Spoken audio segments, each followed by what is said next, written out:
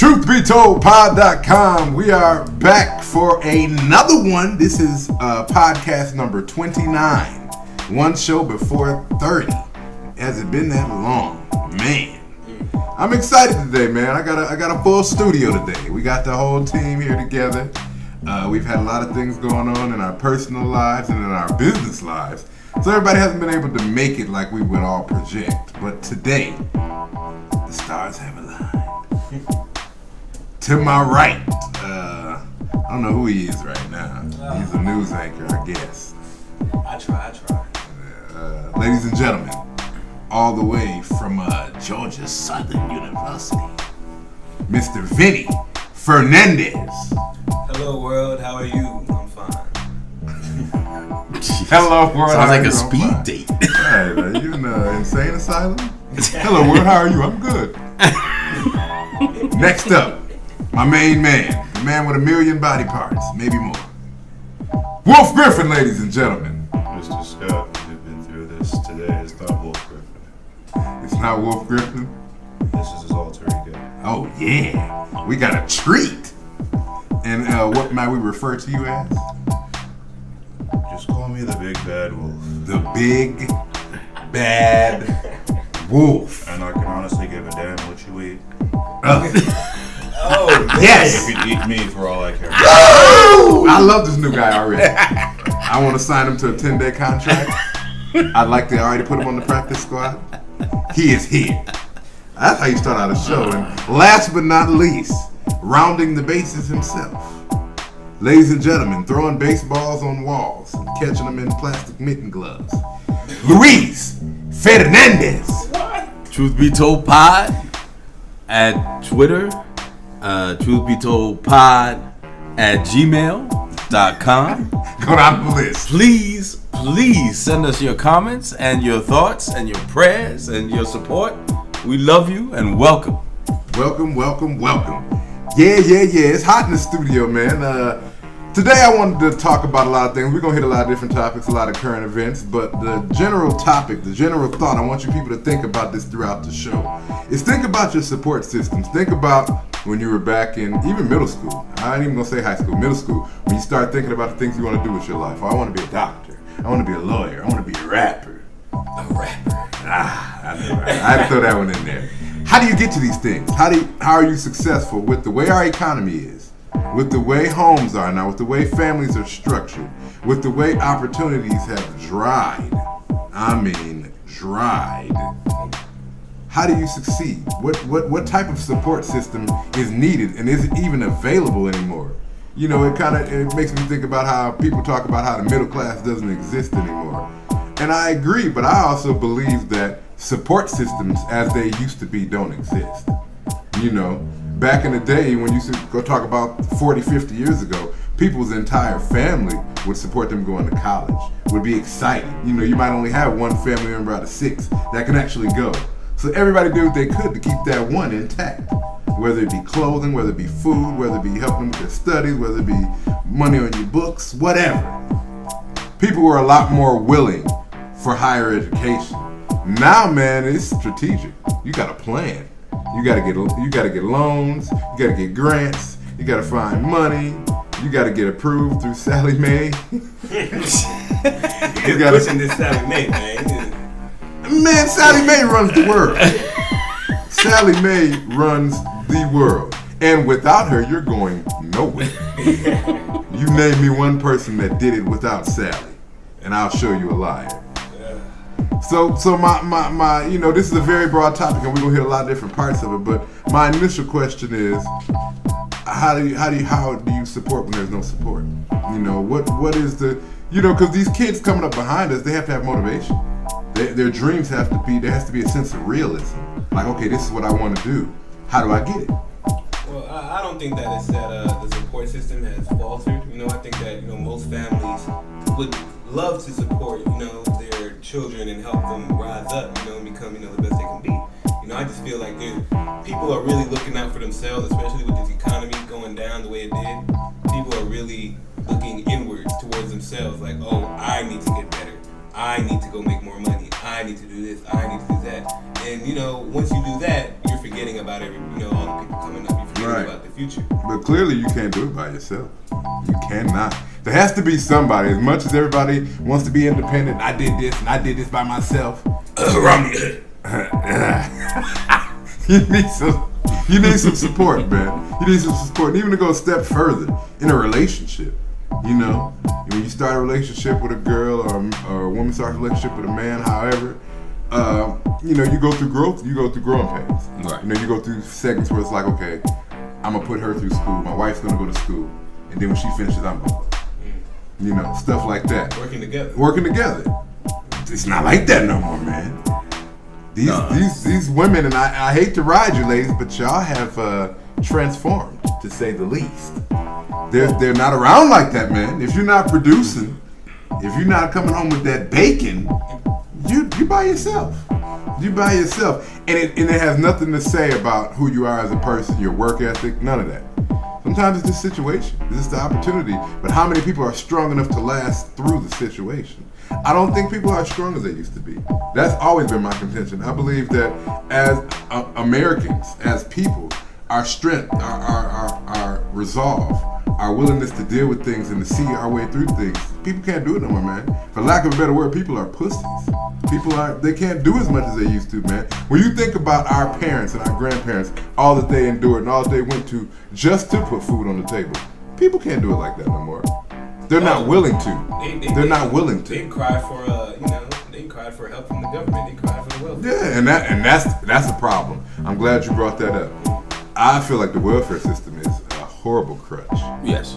It actually weakens us because you got people now. I have friends that they plan on how long they can have these government benefits. That they plan. I got 2 years. They don't plan on going to college, but they plan on how the checks are gonna come in from. I got 2 years left. I'm straight, girl. They plan on the next food stamps. You know what I'm saying? Yeah. The next food stamp card, the next EBT card, deposit. Well, they're living by the seat of their pants. Yeah.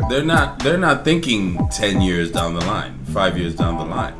And it really comes down to now where it's, if you're a kid and you actually want to have some sort of future, you're just gonna have to ace high school. Ace it. You ace high school, they'll take care of you. Yeah. You'll be taken care of. But if you don't give a damn about school and you just want to go another route, school isn't really for me. Oh really? Then you like working at Walmart overnight. Education is for everybody, people. I don't know what's wrong with y'all. But yeah, man, I mean, that's why you see so much poverty. That's why it's so much. It's so many more people now that are below the median income.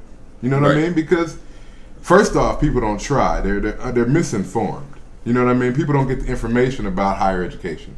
They don't find out all the resources that they have. No. They don't look up these grants, these scholarships, and it's like by the time you're 25 now, if you haven't done it, your life is kind of set on the path. And it's hard to break from that because it's not as easy to get out of holes like it used to be. Yes, sir. I'm listening, and to me, it seems like this is a different time from back then. Back then, you could actually support a household with one job. Yeah. Back then,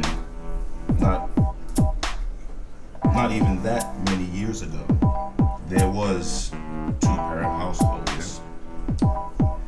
Also, as time went on, money became more available, which sounds like a good thing at first, but it is not. That's when Sally Mae came into play.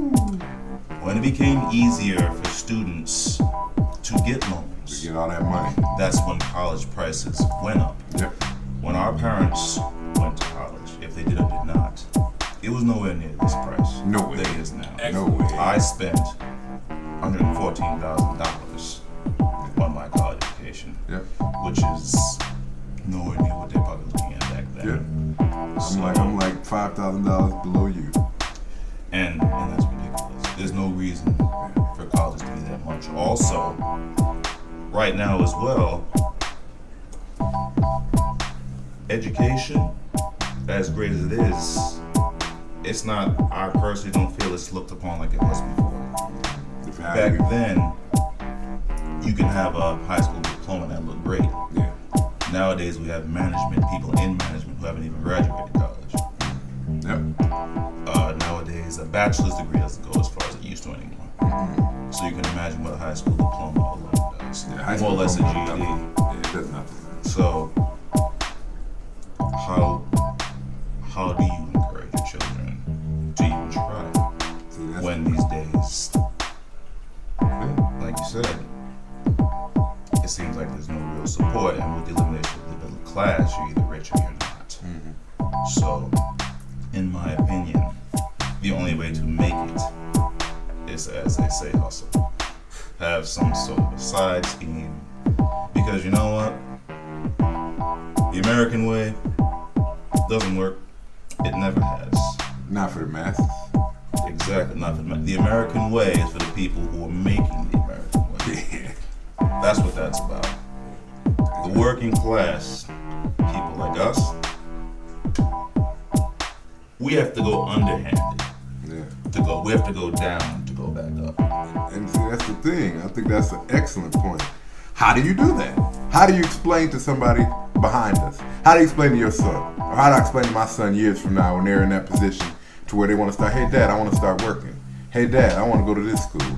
Hey dad, like it really seems, because I have guys from my generation who are coming up now being fathers, and their kids are getting older and stuff, but they really want to take. I know a lot of guys who really want to take steps to having their kids, if not go to school, which is very, some kids might not have the brains. People fail to realize that college isn't for everyone. No. I feel like, the school system sets a path for you that forces you to go to college. And if you, delve off that pathway, you're considered an idiot, you're considered a fool, you're considered, lesser. I think that, I know I have a lot of friends who feel that if they can raise their children to find a way to make money, no matter what it is. I'm not saying, sell drugs or anything like that. I'm just talking about find a way to make a business. people will associate higher education with just college. And it's bigger than that. It's way bigger than that, man. You're talking about certifications, you're talking about apprenticeship, you're talking about, internships. It's possible to have an internship without going to school. It's very possible. People have done it. But these are not things that are being broadcasted to the middle class, to the people in the middle of the world, because it's not something that is profitable. Right. And see, that's the underlying thing nobody likes to talk about. Everything is about profit.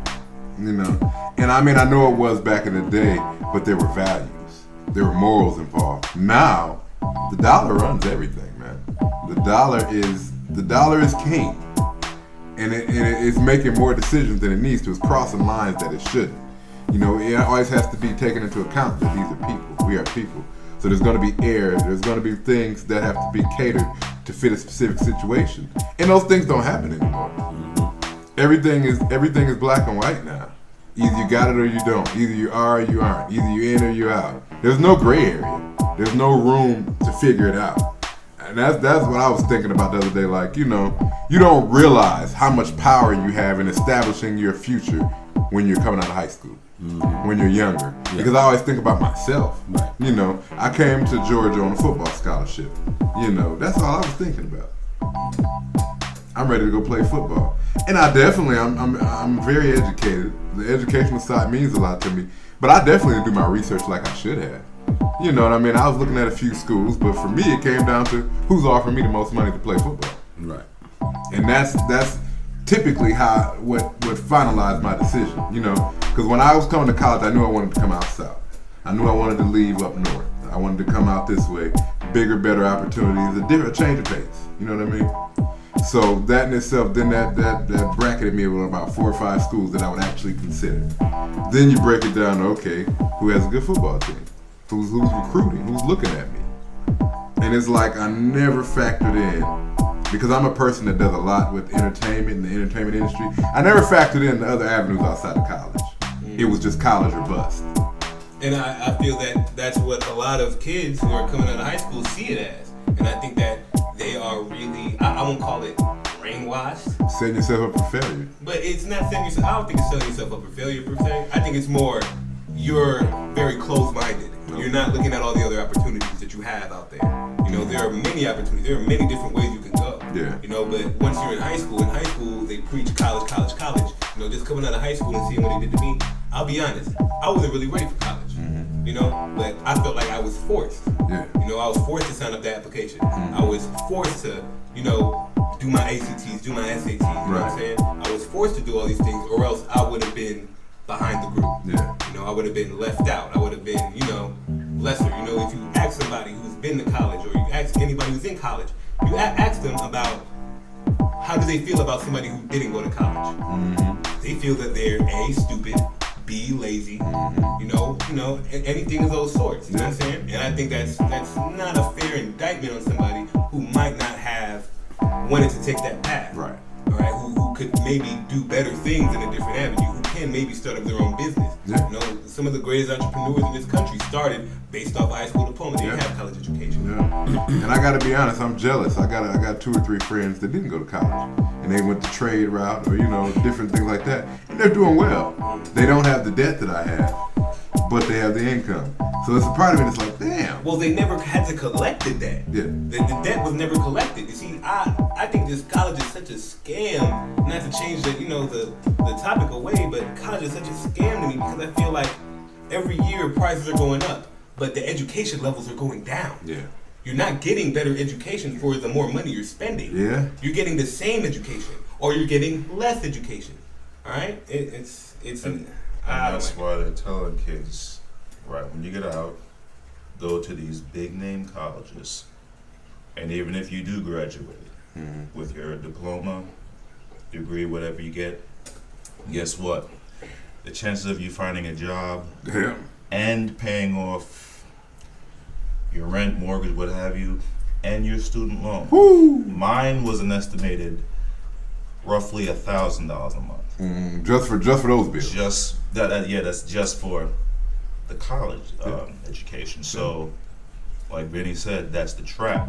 You don't have to go to these big places. You can do it other ways. Absolutely. And that's the trap. And that's like you said. They say go to school and get right out and go to college. Second you do that, they have it. But yeah, and then it's a huge gap. There's a void of information, because even after you graduate, again, you know, like I said, I got a lot of friends. I got friends that have graduated college and don't have jobs. So then what do you tell that person that spent over $100,000 on education, did it the right way, and they just haven't found an opportunity? Sucker. Yeah, it's like it's a very, very small window of success. You go through college, you do all this to get the money, you do all this to get the support, whether it be your family, aunts, uncles, co-signing for loans. You go through all these people, and then you get through school and it doesn't pay off. You still got all this stuff to deal with. Now you got family members upset because Sally Mae is calling them. You know what I mean?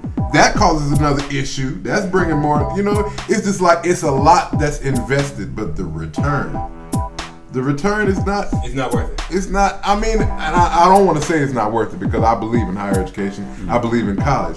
But it takes a very, very focused individual, one, because to go through all that and for it to work the way you want, do you know how well you have to plan? All the things you have to factor in? And definitely pick the right major. The right major. If you're a philosophy major, you might as well, you know, realize that you're going to be in debt the rest of your life. Yeah. Because that whatever $100,000 education, good luck trying to find a philosophical job. I like the way I don't want to make it look bad or anything. I like the way foreigners do things with their support systems, because I feel like when you look at the Indians or Muslim born, I have friends. I have a friend from Bosnia. His parents are from Bosnia, and they moved here from Bosnia. They came here. They had a good amount of income. They had a small amount of income, enough to get a house. You know what I'm saying? But based off that, they started with the house. They bought a truck. They started a business. They found a skilled trade, and they made a business. And once they got the business successful, they raised their kids into doing the same business. You know what I'm saying? I see a lot of Indian families who own gas stations, who own restaurants, who own plazas, and they raise their kids in the same sense that, you need to do this. Yeah. They point them in the right direction. Lead by example. And I feel like families, American-born families don't do that nearly as much. I see people who maybe work at a big-name corporation, they might bring their child into the scenario, but usually they don't take that route. usually they divert. You know, they diverge somewhere different. Yeah. You know, I think if you're a parent as a teacher, I think you have the greatest opportunity to raise a child to become a teacher. Yeah. You know, if you're a doctor, I think you have the greatest opportunity to raise your child to become a doctor. Yeah. You know, that's education that is not needed, that no money is needed for. You know, and I feel like the support system in that way, first of all, too many hours working. You know, people working all day, all week. 60-hour weeks. 60-hour weeks just to make enough money to survive. And that's barely. Now, how is that child who is coming up, or how is this teenager who is about to make this big decision to figure out the rest of their lives, how can they get the wisdom, the knowledge, you know, from their parents when they're never around? They're never around. And you can't count. I mean, it's good to find mentors and stuff, but you can't count on everybody. People are always have their own agendas when speaking Absolutely. to you, especially when you're young and you're malleable and you can bend any way. You know, they can manipulate you in any way. It's very tough for people to make the right decisions. You know, especially at a young age, especially when you're stupid. Well, I don't want to say stupid, but you know, young and dumb. Yeah. You know what I'm saying? You know, you're hopped up on testosterone or hormones or whatever. You know, you're making decisions that are really rash, and that can affect you for the rest of your life. That's what I'm saying. I don't think people understand the magnitude of these decisions. These decisions, from where you choose to go to school to how you do. Like you don't think about, like, okay, 3 years down the line, me failing on it and dropping out of school got me the job that I got. Like you don't think about it as it's happening. But once it's happened, it's too late. It's too late. And I don't think people realize that, because I know a lot of people caught in the middle. I know a lot of people that went to college, didn't graduate, but they have the debt. Or I know the people that tried to go to college and they started and they didn't have enough money to finish, or they didn't have enough money to keep going. It's just like, how do you give people advice on that? Because this next generation coming up, and they're gonna have it that much more rough than we had. Well, the biggest indictment on college education was the fact that I went to school, and after the first semester, you have thousands of kids who are either failing or below average.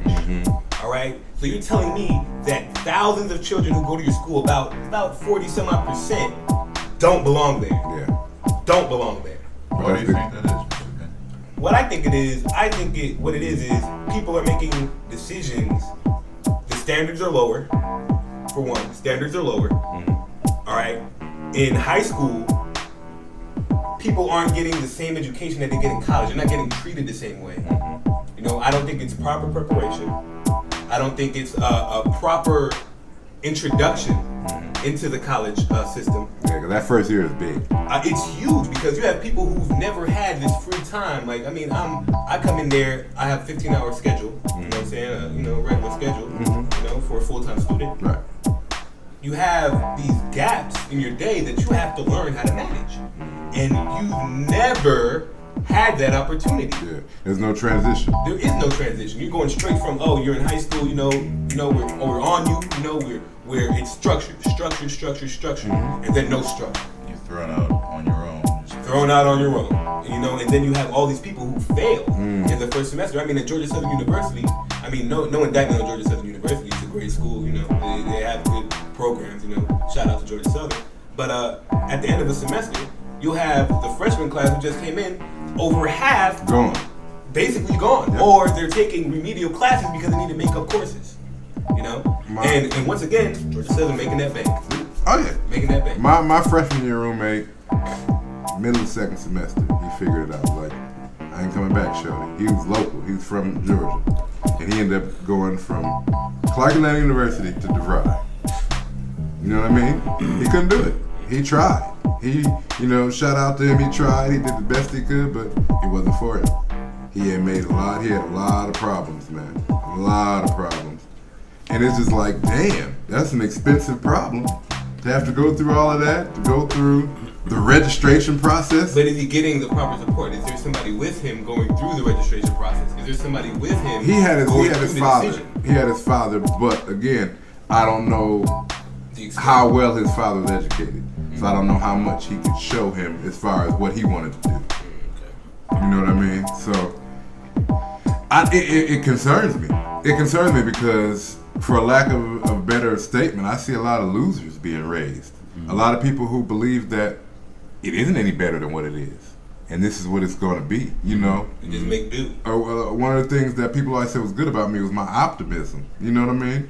You have to be able to believe that there's something better. And I don't see that in a lot of these younger generations, because my sister now is currently in high school. So being around her and her friends, I get to kind of take the temperature on how things is now. And it's just like, wow. Because even with her, I had to sit down and have a conversation with her. She was talking about, she's a junior in high school, so she got another year, and it's time for her to move on. And I've really been trying my best to educate her on her options, because she's interested in photography. And I'm like, don't go to a college that doesn't have a good photography program just because it's in a good school. That has no relevance. It's only a good school if it matters to what you're taking. Because she was looking at a lot of big name schools, and I'm like, well, how's their photography program? Well, I don't know. Like, you can't just pick a school off of their reputation. Yes, sir. You said she was into photography. That's actually very close to my field. I can actually give a little advice on that. Absolutely. Absolutely. If she does indeed have the talent and the eye for photography, like I say, anybody can take a picture. But you can tell a true photographer from somebody who just snapped a picture. Yeah, we're just playing around. Yeah. If she does have that talent, if she's listening to this, when she listens to this, my suggestion to you is this: build your resume now. Build your portfolio now. And how does she do that? You have. Well, I'm sure she's taken pictures at some point, one point or another. I'm sure other people have seen them. One thing that we do have now that we didn't have back in the day is the power of the internet. We have the ability to get our works, our creations out into the world more quickly. So, whatever she has, her best works, my suggestion to you is get it out there. Have people look at it now. Get yourself known now.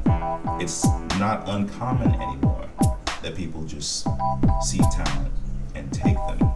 College education or not, she can still be going to high school, and people will take her. So you saying she needs to build a portfolio of some of her best work, some of her best photos, and kind of purvey it online? Like, is there a certain site she can go to, or something that would be good for that? There are many sites you can put it on. I know for a fact DeviantArt, that's one where a lot of mainstream artists today and other people are on right now who do get jobs and commissions, and there are art and photography jobs posted up there. Okay. And there's LinkedIn where you can actually link to people in the field you're looking to get into. And these are all things that we didn't have now. Again, when I was when the internet first came out, it was nowhere near like it is today. Oh, no, absolutely not. So, that's definitely my advice to you. I'm sure you have a lot of great pictures that she has stuck together. Get it out there. Start advertising yourself now. It's free. Exactly. Angelica, you heard it from Wolf. We got to get it started now. And that's what I mean, stuff like that. Being able to find information, to be able to find avenues, to find ways. There's not people like Wolf out there for everybody to go and say, hey man, how do I do this? And then people got so much pride. People got so much pride now. I figure it out. I find out one way or another. It's like, don't be afraid to ask for help. This is the me generation. This is the generation of, me, I, me, myself, and I'll do it. I'll find a way. Everybody wants to be on. But we're starting to see the downfall. We're starting to see people fail. Well, that's what it seems like this country has pushed out this fantasy that anyone can be an entrepreneur, anyone can make a business, anyone can be a multimillionaire. To be honest, it really isn't like that. It's good to have that dream. It's good to have that goal. Oh yes, it's great. Yeah. But sometimes you have to see things for the way they are. Yeah. Everybody can't be that multi-million-dollar owner of a corporation that's booming globally. Right. Maybe you can own your own little mom and pop restaurant, local grocery store, or a local grocery store around the corner, and you'll still be successful. You'll have money. You'll be happy. Yeah. People aren't satisfied with just being happy. They always want more. Always want more. Yeah. You gotta learn to be happy with what you have. Definitely. That's the only way, I'm old school. That's the only way you get blessed with more is if you're appreciative of what you got now. I definitely believe that. But yeah, I just want to bring the information. I guess for me, this show is more geared to the next generation. because they're coming behind us. And I'm thinking about myself 20 years from now, being older, you know what I mean? A lot slower, a lot more in tune with you know, things that I'm not right now.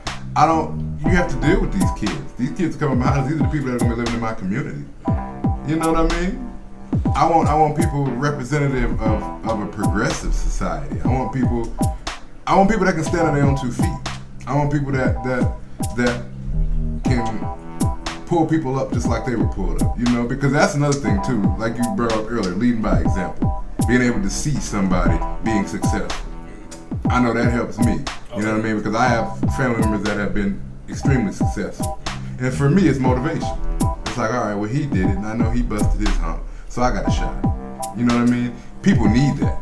And the fact is, you don't have that anymore. You don't have those representations. Because like you said, mom and dad are working 2 or 3 bullshit jobs to just keep the lights on. So I guess what I'm asking, and even on a broader standpoint, as a community, I'm asking that we open up these resources, that we make them more available, that you care about the people coming behind you. You know, try to care. I know it's all about you, and it's all about your lifestyle and your bills, and we don't know what all you got going on. I understand that, because I got my own stuff going on. But at the same time, it's not just about you. Hey, people misunderstand. It takes a village to raise a child. Oh yeah. That's one of the stories that even when I was younger, it was always something they always pushed on. It takes a village. Yeah. You know, people think that it's only one person taking care of that child. No, it's the whole community. And I feel like we've lost the community. Absolutely. These last couple decades. And what people have tried to do it so many different ways. They've tried to finagle community. You know what I mean? Because even when you look at the evolution and how big gangs had gotten 10, 15 years ago. Originally, gangs were started because there was a group of people who didn't feel accepted. You know, so they started to collaborate together. And they're like, hey, they might not like you, but we do. Originally, a gang started out as a good idea. It's just along the line, it just was like, oh, well, since we're all together and nobody likes us. Well, the premise of a gang is to have a family. Yeah. A family that always looks out for each other. Yeah. You know, they're you know, bound for life. Mm-hmm. You know? But the fact is that there aren't families like that anymore. You know, we like back in the day, we used to have extended families. You used to know all your family members. You used to stay in contact. Cousins. Now it's just, you know, it's hi and bye on Facebook. You know what I'm saying? Or it's, you know, oh, I see you once a year. You know, there is no sort of communication with family like there used to be. And you gotta see the value in that. Oh, there's huge value. You gotta see the value in that. Especially with the neighborhoods like they are now, where people totally, you know, don't even acknowledge each other. Mm-hmm. Don't even speak. You're absolutely right. You know what? I have no idea who my neighbors are. No, that's my fault because I can give a damn less. But back then, yeah. Big bad wolf. Oh yeah. Sorry. But back then, yeah. Your teacher was considered your second parent almost, and the kids always had the neighbors' number, in case they couldn't. You knew the neighbors. Parents, exactly. You would go. I would stay at my neighbor's house till my parents got off work, and it was cool. That doesn't happen no more, man. People are scared. People are frightened that, oh, now you have all these things. Oh, somebody's going to take my child. Oh, somebody's saying the wrong thing to my child. Oh, they're giving them the wrong information. But at the same time, you not giving him that exposure is restricting him. Yep. Or restricting her. Yep. You know, it's good to have other people to be around you, but you know, it's like I said, it's the me generation.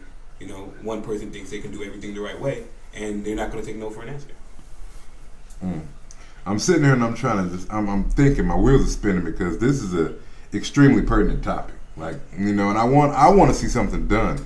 I want there to be a place for, and I'm not talking to all you people that are happy with where you're at and you're fine being at the bottom.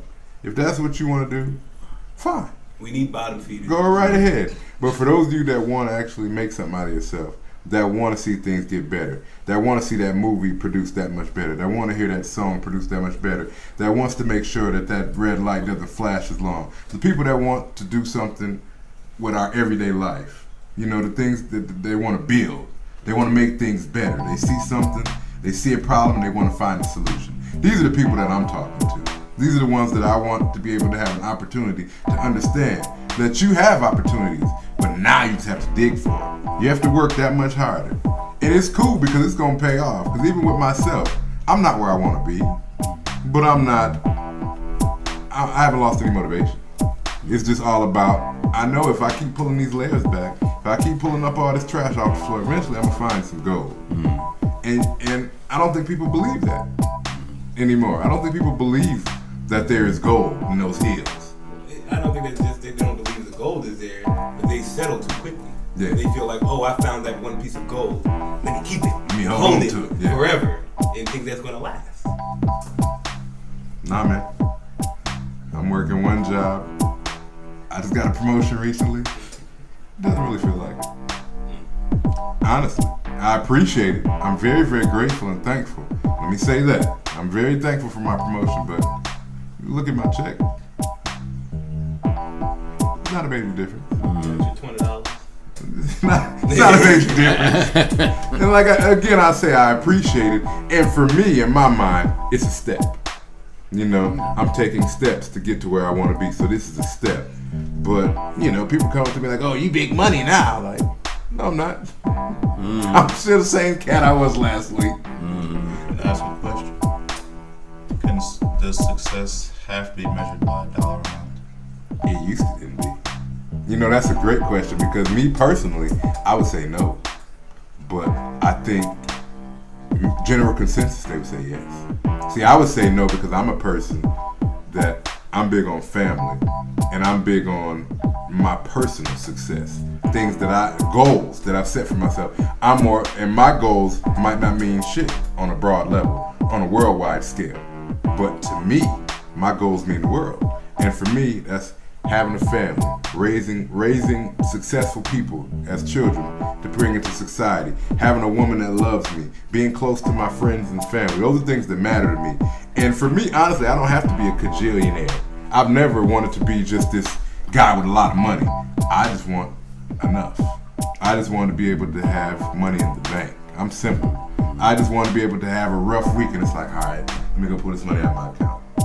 Versus being like, oh my God, let me call Title Max, let me hit my uncle, let me call my dad, let me call my aunt and try to find this money. You know what I mean? I want to be able to have success in multiple avenues, meaning I would love to be a successful entrepreneur. I would love to be a successful father, husband, brother. See, those things are important to me. You can keep your millions of dollars. You know, give me a couple 100,000, maybe even $1 million. You won't hear a word out of me. You won't hear a word out of me because for me, as long as I'm taken care of and the ones around me are taken care of, that is success. That is my life. Because for me, I'm always concerned about those around me.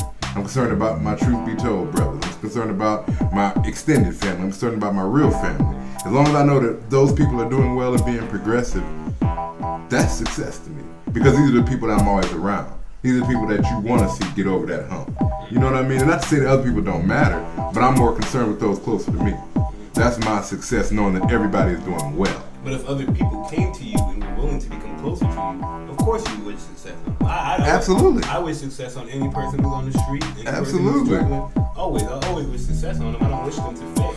You know, and I think that's a great question about wealth because it really shows, you know, where a person's priorities are. Mm-hmm. You know, because a lot of people's priorities are making money. Making money. Like my brother, I love him to death. Mm-hmm. You know, he made a decision to go to the Navy. Mm-hmm. He had his priorities at making money. Yeah. That's the reason he went to the Navy. Mm-hmm. That's the reason. Because he knew it was good job security. You would get money. Mm-hmm. You would get education. Mm-hmm. People would pay for your education. Yeah. That's why. Yeah. And I mean, you can't fault him for that. I can't get mad. Because it's and it's the way things we've been talking about. You don't even have those options like that anymore. You know, to where you can find something that will take care of you. That'll be consistent. Like you said, he did it for money because he knew that this would take care of. You know, it would take care of it. It would take care of it. You know, it's not like he had a passion for it. You know, I would want my Navy SEALs or my Marine Corps officers to have a passion in protecting our country. You know, they have a passion in being in the armed forces. Passion doesn't pay. But you have, it doesn't. Passion doesn't pay. Unless you're a rapper and, you know, you 2 Chainz, maybe. I don't know. Lou's a great guitar player. Great guitar player. 2 Chainz. 2 Chainz. I mean, everybody at this table has passions, but how many of us at the table are actually making? How's it supporting us? Do you know what I mean? This is why we're here. This is why we're doing this show because we believe. But currently, passion don't pay. You have to. It always comes to that breaking point where you have to make a decision. Like, okay, I don't really want this job. I don't really like this job, but I need it. And that's the question that sits in front of everybody. We haven't heard much from you, Luke. Because you're preaching to the choir. I agree with everything you guys are saying. Yeah. There's nothing really to argue about other than, well, there isn't anything to really go against. It's tougher now than it was back in the day. What about your support system when you were coming up? Because I know you and your father were extremely close. Yeah, unfortunately, he wasn't educated very well because he had to drop out of school since there was no father around. Since my grandfather wasn't around, and he was the only male in the house. He had to leave after 8th grade, so he didn't even get an opportunity to go to high school. Wow. It was just go to work. Yeah, go to work. So he never had that opportunity. My mother's educated. She has a master's degree in education. She was a teacher in New York City for better part of 20 years. Okay. And strange enough, I went to a prep school. I went to Fordham Preparatory in the Bronx, but I did not feel prepared to go to college at all when the time came. Myself and my best friend Carlos, shout out to Carlos, up in Manhattan. We kind of went over that a few months ago, talking about what those last 2 years were about. Because to me, it was like I didn't feel like anybody had a plan for me, or had any thoughts of what direction I should go in. It was just pretty much like, oh well, you graduate and good luck. Good luck. I didn't have that sense of community where people were like, oh well, maybe you should go in this direction, or maybe you should think about this, or maybe those conversations didn't happen over those last 2 years. It's like, you got to make some money. It was just like, oh well, why don't you become an engineer? It's like an engineer. Well, what do engineers do? Oh well, they build roads. I don't give a shit about building a road. Yeah. I don't want to build a bridge. I don't want to do this. I don't want to do that. My interest was in music. It was in the arts, and I was in a prep school taking Latin. Yeah. So a lot of good that got me. Well, you're the man of many times. I speak Latin on a regular basis when I go to Kroger's.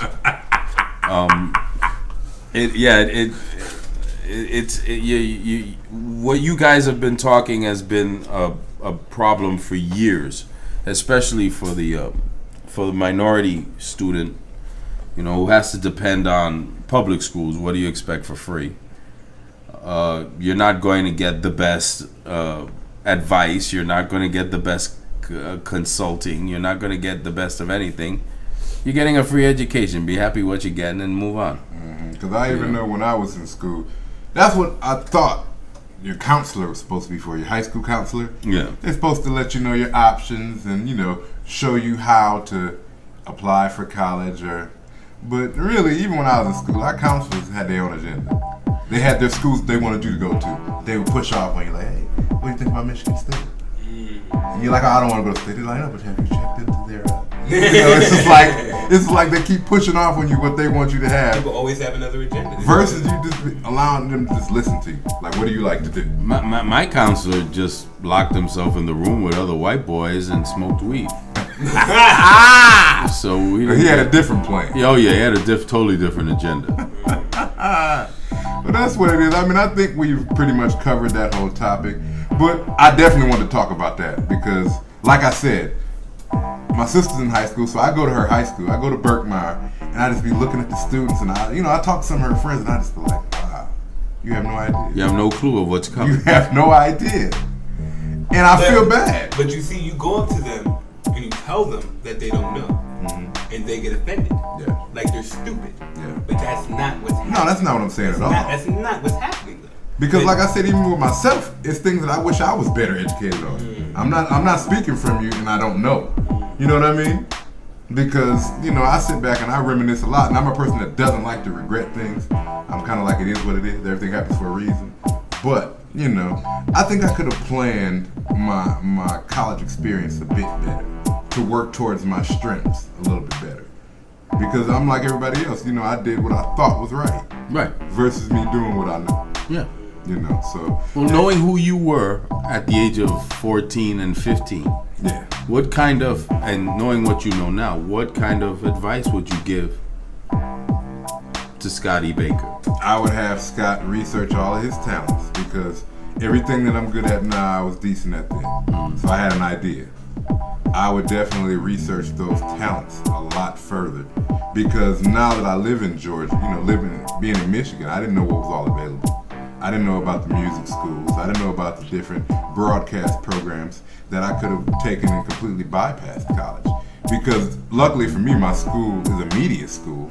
So that was great. That's what my degree was in. That was worked for me. But they have the Connecticut School of Broadcasting here, and you pretty much can get twice the results in half the time. I went to a 4-year university versus Connecticut School of Broadcasting is a 2-year school, and they set you up automatically with an internship and possibly a job with a radio station, guaranteed. It's yours to lose, pretty much. And then even with the whole music thing. The moves that I was making in Michigan when I was signed and things of that nature, I could have used those resources and better establish what I wanted to do versus just trying to come to college and put it together. Because in my mind, college was the glue that was going to make everything come together. Yeah. And not real sticky glue. Not real sticky glue. It's part of the answer. It's not the answer. Yeah. And if you're not developed as a young person, on top of getting the education, you're doomed to failure, unfortunately. I mean, if I had a chance to talk to my younger self, I'm only 20.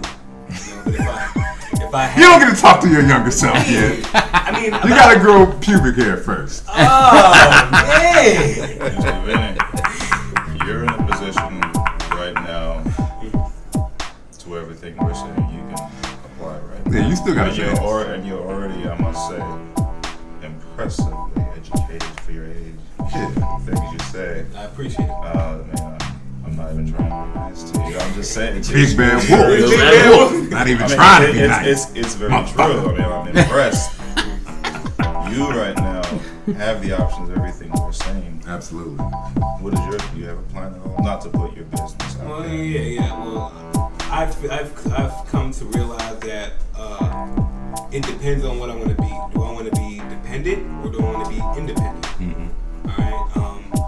Usually people who have life better off, can be dependent and can take that college route where they have the support. They have money coming in or they have somebody who's behind them who can help them fund that, that dream they have of becoming a doctor, a lawyer, an anesthesiologist, whatever you want to be. But then I feel you have the independent route, where if you want to be independent, if you want to have your own car, your own apartment, your own life, you have to take a different route. And I feel like I do want to be independent. And I do want to take a route where I can make money while at the same time building up a resume that can get me a job in the future that I can call a career. Can I give you some advice? Of course. I'm always Like you're talking about how the foreign families do it. Please don't be in a rush to be independent so fast. Take your time, do it the right way. Don't rush out there on your own so quick that you have to go back. That was the situation I found myself in. Just ran out there. Okay, first. Yeah. The good thing is, for everybody at this table, early we did it. That would be my advice to you. Take your time and do it the right way and do it once. So you don't have to go back. Do it over. That's big, man. I think that's big advice, man. Because when you come out of high school, you're ready to be independent. You're ready to be grown. In your mind, you're like, I'm grown. I'm out from under mom and dad. I'm about to do this thing. I'm about to prove everybody wrong. Sounds nice, right? Yeah, it sounds real good. And then you get that first bill, and you're like, what is this? $76. And you see that fast food check you get, that $340 2 weeks. Let's not mention when you see Uncle Sam's go. Oh yeah. Yeah, that first time you be like, wait a minute, okay, this is what I made, but this is what I get? Wait a minute, how does that work? It's a lot of things to be digested, it's a lot to learn. But my advice to any of you young cats is, like Wolf said, you guys got a leg up because the internet was not what it is now. And with the internet, man, you can look up anything. There's so much free things to take advantage of that a lot of people don't take advantage of because they don't go out and look for it. Mm-hmm. If you just take the time to go look for it instead of wasting your time on Twitter or on Facebook talking about Justin Bieber, you know, or whatever, you know, take the time out to research what you like. Ignorance is bliss. Delve deeper. You know what? It's interesting that you said that again. Sorry. Justin Bieber. How was he discovered? Playing piano in a hotel lobby. Who saw him? Who is Bieber's? And where did they see him? Is it Usher? Yeah, I think Usher. Usher's over And Bieber. where did they see him? Somewhere local. It wasn't anywhere big. I thought it was like YouTube or something. He was on YouTube. There are plenty of people who have gone through the MySpace music and ended up with their songs on television sitcoms. That's the point. You know? Right there, just like you said. We didn't have that. So many people are picked up on YouTube. For the stupidest goddamn things I've ever seen. Yes! Big Bad Wolf. That's Shout true out. though. Shout No, out but to Wolf Dave is, I know what true. Wolf means though, because there's certain stuff you look at and it says like 1 million views, and you be like, Alright. I'm talented as hell, and this piece of crap gets looked at. you get 1 million views for Digressing. sniffing ginger? Dipping ginger and throwing up, right? Remember that stupid old song? These fools, they had a Casio, and they were saying, "Because I got high, because I got." What was that dumb song? Yeah, you talking about Afro Man? That is name? I was gonna go to work, but then I got high. Yeah, I thought that wasn't he doing that song on like a Casio, something like that. I was gonna get up and go to church, then I got high. Now think, if some crackhead like that can make it, you know someone with actual talent can. No offense, Afro Man. Afro Man, no go, whatever the hell. Damn, that was the dumbest song I've ever heard in my life. Yes. Hey, trust me, man. There are. And look at the guy who showed himself on YouTube. The guy with the golden voice. You know, he's a radio. He's on the radio now. Mm-hmm. Right. You know, people don't understand that. You know, you Now, put why it- can't I get one of them? That's what I want. That's what I want. Hey, have you heard this Scott Baker character? Give him a listen. But that's what's up. We gonna wrap this thing up because we're at 52 minutes. We should bring a Casio on here. Perhaps that will increase. And that's the bad thing about it. I got the upgrade to the Casio. No, that's the problem. We need one of them standard little blue Casios that light up on every damn keyboard. Right. You press it. Right. I got real keyboard. They're like, nah. Hold on, man. Hold off on that. Hold on, You man. need to go to Toys R Us, get yourself a $4.99 Casio, and just smoke weed and press things. Smoke weed and press things. Smoke weed every day. Oh yeah, that's what I'm talking about. That's how you end up a show. Well, we're gonna wrap this thing up. We've had a great show. We've had, on a serious note, we've had a lot of serious information, and I hope y'all get something out of this, man. Because truth be told, we're always being progressive. We're always gonna be better. Every show is gonna be better than the last. So we try to bring you better information with the more entertaining bottom line, and I think we achieved that today. I think our bottoms are very entertaining. My bottom is kind of numb. I gotta get off this chair. Yeah. But it's cool. We wiggling. We almost done. I want to give one shout out before we leave. Oh, baby. I want to give a shout out to the Republican Party because I would like you gentlemen to know what your representatives are going to say before they say it. And I don't know about you guys, but I've never heard of rape being classified in two categories as forcible and non-forcible rape. Legitimate and illegitimate rape. So that term is new to me, but I'm kind of thinking that if you're going to make that statement, you probably don't want to do that on an election year. I completely agree with two different types of rape. Because either way, if that's your opinion, it's not going to help your party. So this is a situation where you need to think about the progress of the group. Because you clearly set the Republicans back 15% in the poll. That's not true. They have every rapist vote in the country. Every rapist vote in the country. They can't vote! You telling me you haven't accidentally raped somebody? Accidentally? Accidentally. Illegitimately raped. Well, there was that one. No. But, You know, Okay, clock it later, right? I mean, there's acts. You know, it was. You know, hey, You show me the doctor that told you Exactly. that a raped woman's body can reject a pregnancy. I want to meet the doctor that signed off on that. I have nothing to say about that. I'm Scott Baker. This is Truth Be Told. Y'all got it. I'm signing off. That's all I wanted to say. This is Vinny Fernandez. I have only one shout out. My shout out goes to Mr. Bill Bubba Clinton. I just want to shout him out. And Ms. Michelle Obama. They did a hell of a speech. Yeah. You know, they did 2 hell of a speeches. And I also don't want to take anything from the Republican National Convention, except there was nobody I really thought gave a great speech. You know, I look for good speakers, and I thought that Bill Clinton is a great speaker. Michelle Obama is a great speaker. I feel like if you're not a good speaker, then don't speak. Don't speak. I'm Vinny Fernandez. I'm out of here. this is the Big Bad Wolf. I like that alias. I'm gonna sign off with this. Mitt Romney's wife. I heard your speech. That's all I'm gonna say about it. I did too. I understand what you tried to do. Didn't work. It didn't come out very well. Good try. So I guess I can understand why you're going for the whole 2-thing rape thing, which you have the Wolf 100% support, because most likely you were accidentally raped yourself. Edit. This is signing off. Big Bad Wolf signing off. Big Bad Wolf. Yes. I like this guy. But I know where she messed up. Romney's wife, when she started talking about how, they knew what it's like to suffer and try to make it. When you before you make it in school, is that they actually had to sell some of their stocks. In order to sell some stock? Yeah, in order to survive college. Yeah. To survive college. I wish I had some stock. You don't want to know what I was selling in college to survive. You don't want to know. Yeah, that was one of the high points. I also wanted to, Vinny stole my thunder. Michelle Obama and Bubba Clinton, great Democratic National Convention speeches.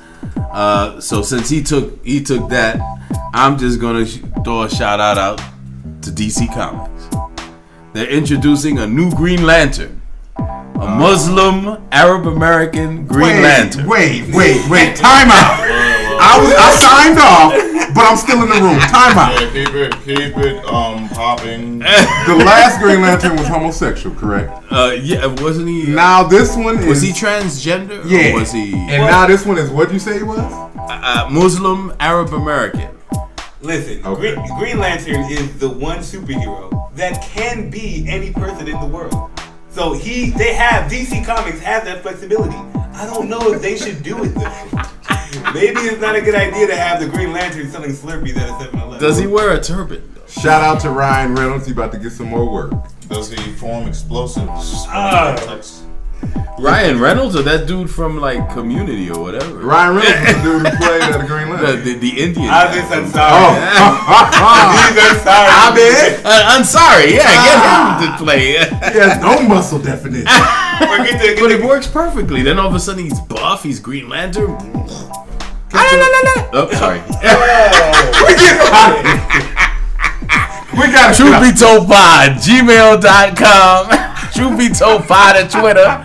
We love you. Come back, please.